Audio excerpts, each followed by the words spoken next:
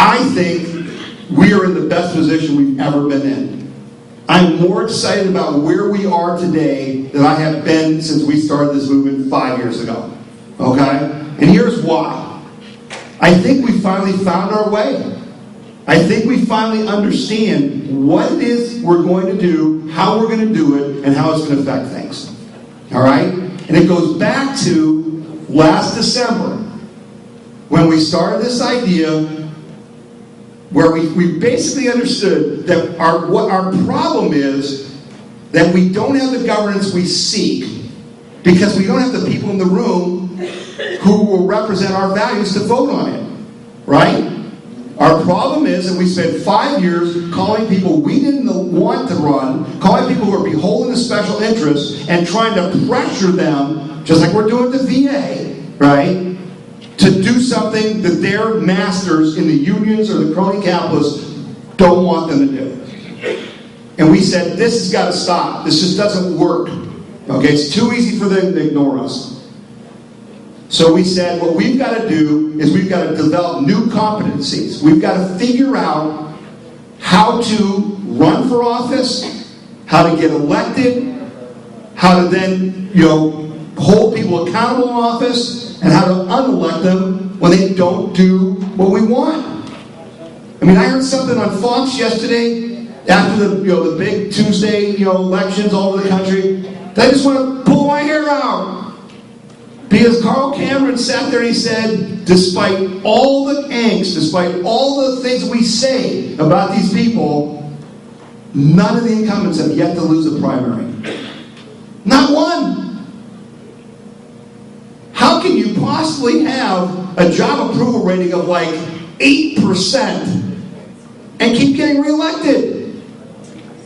And it's because there's no challengers, and because you have overwhelming advantage with money. It's that simple. And the other part is, the big secret that we learn in our game is, they don't let you run in the primary. They win because there's no challenger. That's what we learned.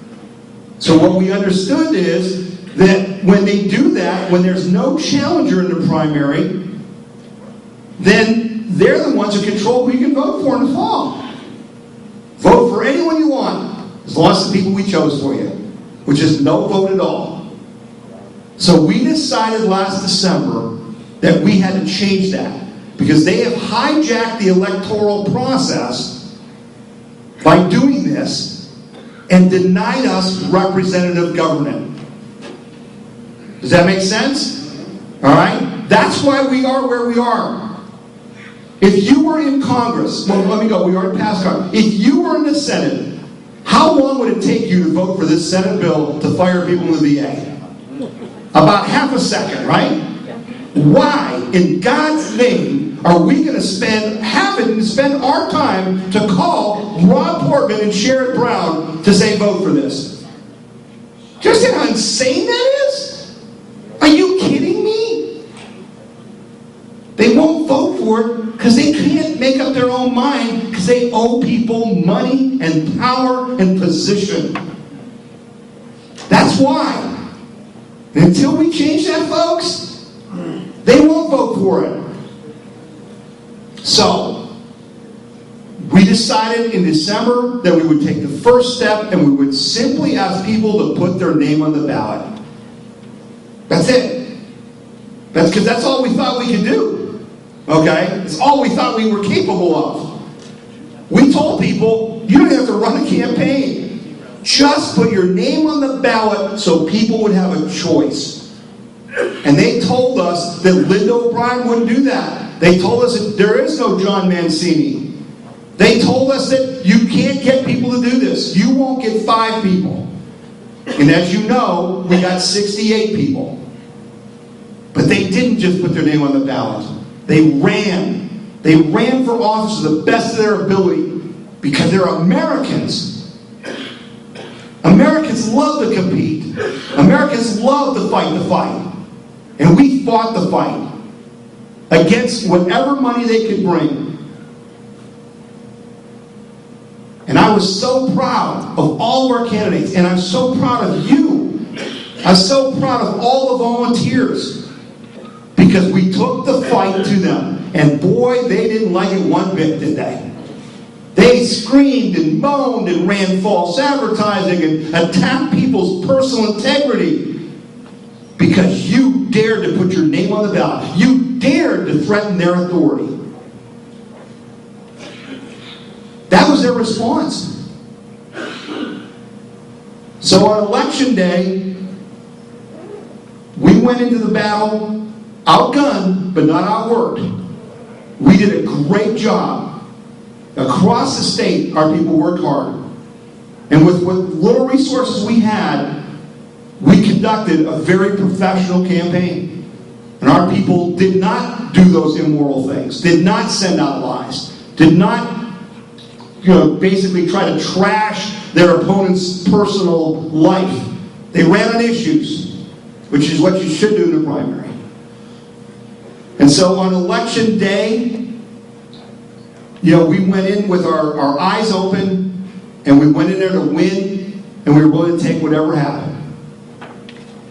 And so the next morning, when I got up, I was already getting phone calls from the media. And the phone calls, it was real quick. Like the first 4 phone calls from NPR, the Columbus Dispatch, the people who usually carry the water for the Republican Party, they all had the same tactic, the same question. Well, geez, Tom, you had 68 people on the ballot. You sure didn't win anything. You only won 5 House seats, and what do you think? You guys really got crushed. That's their question. And I said, whoa, hey, you want to keep score? You want to play scoreboard? Let's play scoreboard. Okay, first of all, go back and take a look and see how many incumbents running in primaries for House and Senate ever lose. It's about 1%. We won 5 out of 18. Is that better than 1%? It's a lot better than 1%. So let's keep playing scoreboard. They say we lost. Well, I know that last year, or in the current session in the House, we have 6 people that do our duty, that work for the people. Ron Young, Ron Hood, John Becker, John Adams, Christina Roebner, and Matt Lynch. We have 6 people. John Adams is term limited. Nino Vital ran a moral, beautiful campaign and won that race against 2 establishment opponents. Matt Lynch ran against Dave Joyce, so he wasn't running for the House. Linda was running. And we won 4 other seats. So you want to keep score? Well, we had 6. Now we have 9. Who won? We won. We got more people. They have less. So let's talk State Central Committee. State Central Committee, when I ran for chairman of the Republican Party, I got 7 votes out of the 66. We elected 14 people to the State Central Committee that are our people, that will support our cause. Who's winning? We had 7, now we have 14. You had 59, and now you got 51. Who's winning? We're winning. We are taking control. The Tea Party movement elected over 500 people to county central committees. 500 across the state. We are taking over 5 counties. The Tea Party is literally going to have the chairman of the Republican Party is going to be a Tea Party person in 5 counties. Who's winning? You keeping score? We had no counties. Now we got 5. Who's winning? We have a good day or not? I think we have a pretty good day. Right? We ran 2 people for county commissioner in Geauga County and Lake County. 2 really tough races. They both won in the primary. 2 county commissioners, Skip Claypool and Kim Laurie. We didn't have those county commissioners before. We do now. Who's winning? We are. We're winning. And we got a formula that shows how to win. And here's the best part. The Sunday before the election, the Ohio Republican Party was quoted in the Toledo Blade saying that we wouldn't win anything. Does that sound like we didn't win anything? You think 500 county seats? You think a couple county commissioners? 5 House members? 14 state committee members? You think that's winning something? I call that winning something. I call that an earthquake. That's what that is. And you know what we did that in? We did that in 4 months. Think about it. We did that from December to May. Okay? With people who'd never run for office before, in most cases. What do you think we're going to be able to do 2 years from now? Think we might run a better race? We had a meeting last weekend with the people who ran Senate races, House races, State Senate Committee races. We had a couple of congressional people there. We had a couple county commissioners there. And you know what? To a person, they talked about, I can't wait to run again. Can't wait to run again. For the next 2 years, they're going to be building their staff. They're going to be fundraising. They're going to be out in the public getting more name recognition. How tough do you think they're going to be to beat in 2 years? That's the message. That's what you need to understand. We just took a major step forward in taking back our electoral process and regaining representative governance. That's what we just did. That's what you just did. And now we've got a base to build on. The most important thing we've got to do is not be one and done. The most important thing we got to do is to say, I'm ready to go right now. Let's build on this. We had a guy named Caleb Davenport who ran in the Senate race against Frank LaRose. He won Knox County. He got over 40% of the vote in the whole thing. And they threw hundreds of thousands of dollars at him. How good do you think he's going to be in 2 years?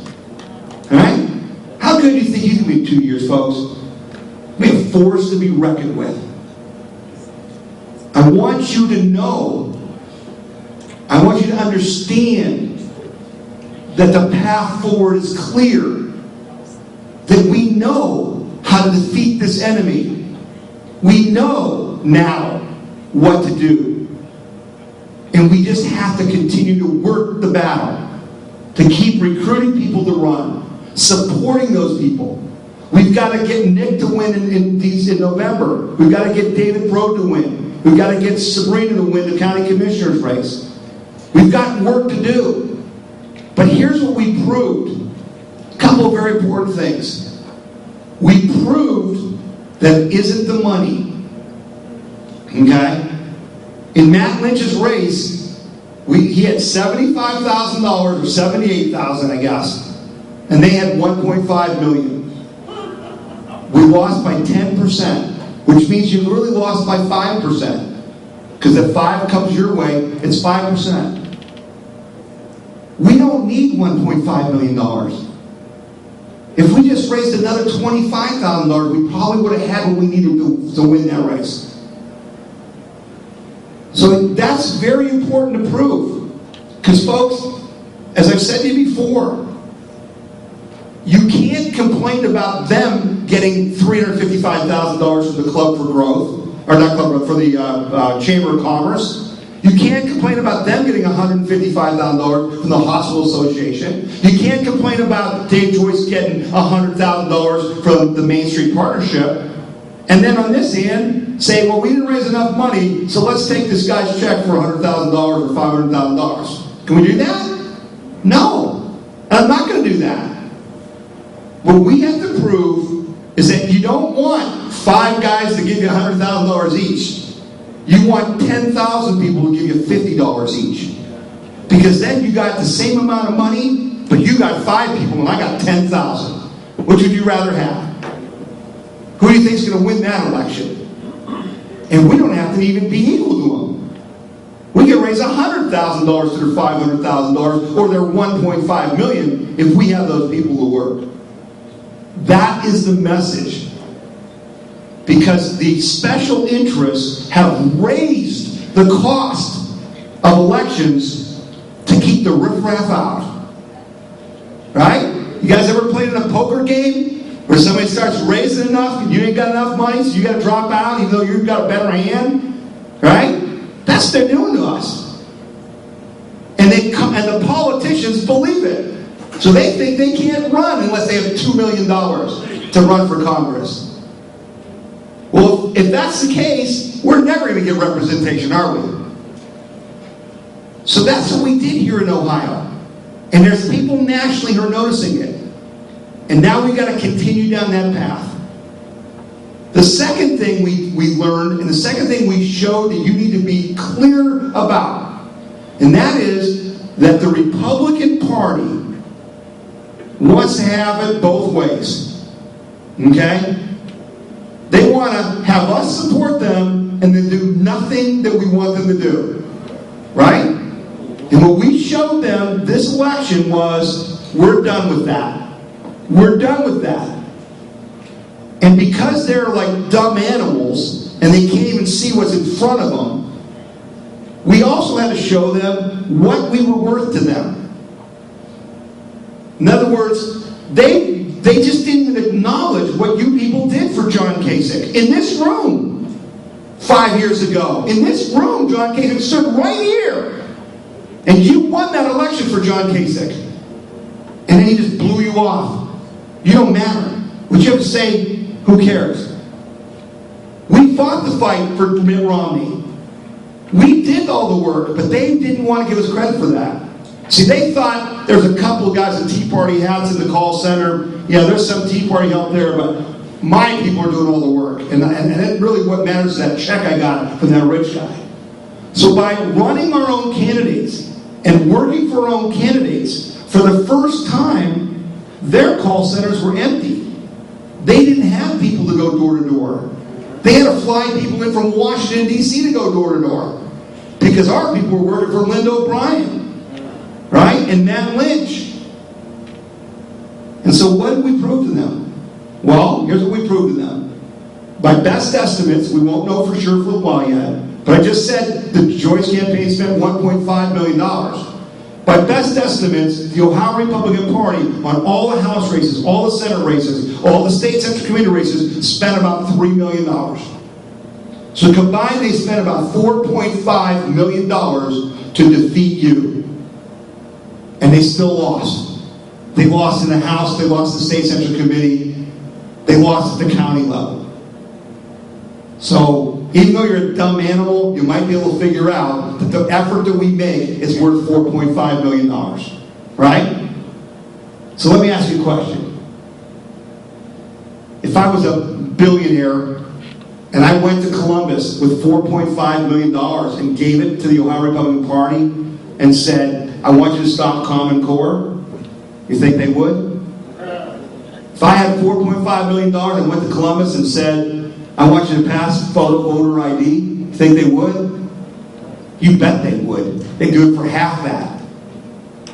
So why won't they give us anything for our $4.5 million of sweat equity? We ain't doing that, folks. We're not doing that. You want our help, you're going to represent us, and you're going to represent our values and our goals. And that's the message that we sent 2 Tuesdays ago. And I hope you feel comfortable with that. I hope you feel good about our future. I hope you know what we're doing, because we're basically going to change the game. And that's what you do. That's what you do when you change the status quo. It's called disruptive technology, right? You take the old dumb phones and you come out with an iPhone. And it just completely gets rid of that. Well, we've got the dumb political parties, and we're coming out with the smart populist parties, and we're going to replace their form of government, their form of politics, with our form of politics. And our form of politics is a populist movement where people who believe that if there's government of the people, by the people, and for the people, it has to be because the people are willing to fight for their freedom. and participate in the electoral process in a personal way. That's the only way it can work. It's the only way it will ever work. If we can get people to commit like you committed to candidates that they believe in and elect them and then unelect them if they don't perform. So that's the path that we are set on. And I believe it's a path for victory. And I believe it's going to give us the governance that we seek. We just need to stay true to our cause. And we don't have to listen to anything they have to say. They can put whatever they want in the papers. We just need to do our work. And our work is to recruit people to run, to train them to run, to support them in their run, to win the election, and get them to be in that seat to vote when they're voting on the issues that matter to us. And our problems will go away real quick after that. Do you feel better about things now? Do you feel better about what you did in this election? Was it worth it to you? Was it worth it to you to do all those doors, make those phone calls? Are you glad that you support the candidates you supported? Yes. I think I am. I mean, I think that's the bottom line. I'll tell you what I've found across the state. What I found across the state, I've never seen our members so happy. Even in defeat. Because they feel proud of the people they work for. They really believed in those people. They weren't just working for them because they were the only one on the ballot or the one they gave us. It's just a much better place to be.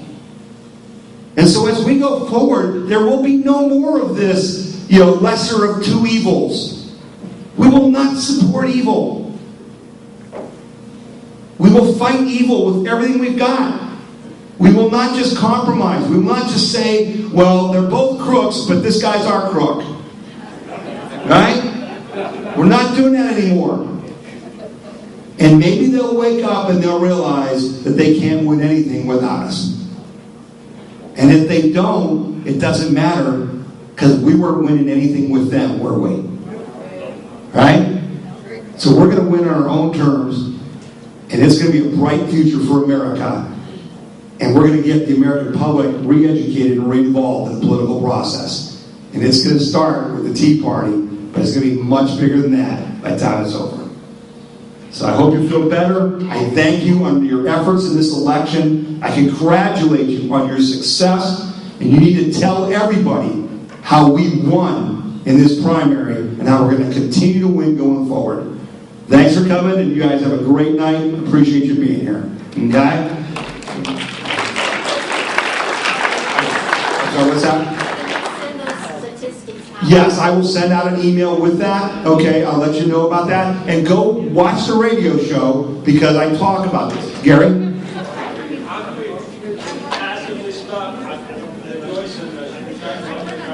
The Joyce situation, I'll give you this anecdote.